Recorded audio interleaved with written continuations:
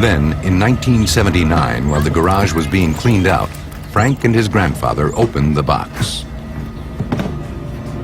At first, he thought it was some rags.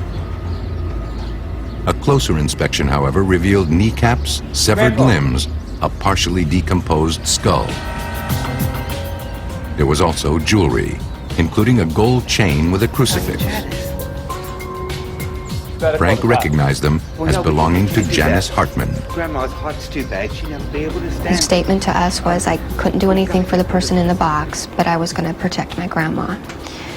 And so he did not call the police. He instead placed a phone call to his brother. John's response was, I'll be right there.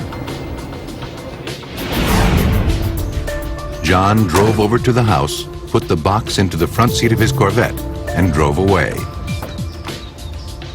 That was the last ever seen of it.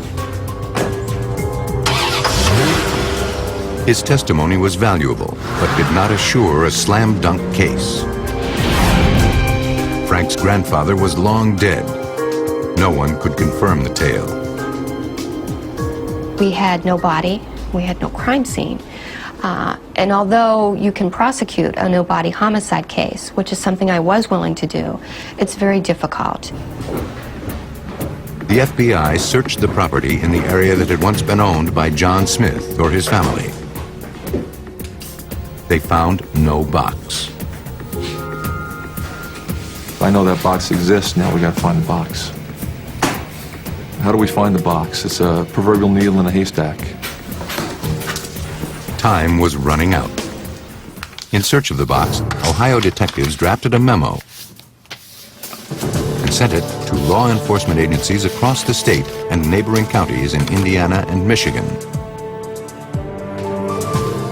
It was a desperate gambit. Made of plywood and crudely constructed, the box had last been seen in 1979.